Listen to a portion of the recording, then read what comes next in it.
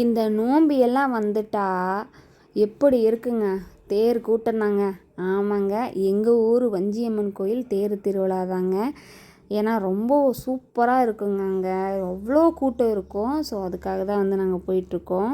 உள்ளே போய் முதல்ல நாங்கள் சாமி தான் கும்பிட போகலான்னு போனோம். உள்ளே போய் சாமியெல்லாம் கும்பிட்டு அதுக்கப்புறம் தான் நாங்கள் வெளியே வந்து தேர் இழுத்ததை வந்து பார்த்துட்ருந்தோம். ரொம்ப மன திருப்தியாக இருந்ததுங்க. ஏன்னா நிறையா ஊரில் வந்து தேர் திருவிழா வந்து நடந்துகிட்ருக்கு. யார் யார் ஊரில் தேர் திருவிழா நடந்துகிட்ருக்கு, நடக்க போகுது அப்படின்னு சொல்லிட்டு கமெண்ட் பாக்ஸில் கமெண்ட் பண்ணுங்கள். நான் தெரிஞ்சுக்கணும்னு நினைக்கிறேன். தேரெல்லாம் பார்த்துட்டு பார்த்தா வந்து லைனில் நின்று லைன் நிற்கிதுங்க. அடிக்கும் தலைக்கு அவ்வளோ லைனுங்க. நின்று பொறுமையாக இருந்து எவ்வளோ நேரம் ஆனாலும் சாப்பிட்டு போகலாம் அப்படின்னு சொல்லிட்டு தான் நாங்கள் லைனில் நின்று சாப்பிட்றதுக்காக உள்ளே போனோம். ஆனால் வந்துட்டு லைன்னாலே பார்த்திங்கன்னா அடிதடியாக தானே இருக்கும். அதே மாதிரி தானங்க குறுக்க வந்து முட்டி மோதிட்டு தான் வந்து லைனுக்குள்ளே வந்து எல்லோரும் வந்தாங்க. நாங்களும் வந்து போனோம்.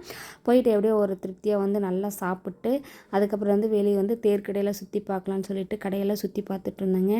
என்ன அப்படின்னா வந்துட்டு ராட்டந்தூரியெல்லாம் போடுவாங்க. அதெல்லாம் கொஞ்சம் இந்த தடவை வந்து ரொம்ப கம்மியாக இருந்துச்சு. பரணி தீபுக்கு வரலன்ட்டானுங்க. தம்பி வாடா தூரினாச்சும் விளாண்டுட்டு வருவேன். நானும் ஆன வரையும் கூப்பிட்டா வரமாட்டேன்ட்டானுங்க. சரி நானும் மாமா மட்டும் தான் போய் மஞ்சியா தலை பார்த்துட்டு அதுக்கப்புறம் வந்து சாப்பிட்டு தேர்க்கடையெல்லாம் சுற்றி பார்த்துட்டு நாங்கள் வந்து பார்த்திங்கன்னா வீட்டுக்கு வந்து வந்துட்டோங்க. அங்கே நம்மளோட ஃபாலோவர்ஸ் நிறைய பேர் இருந்தீங்க. எல்லோரும் பேசுனீங்க. அவங்க எல்லாத்துக்குமே வந்து நன்றிங்க.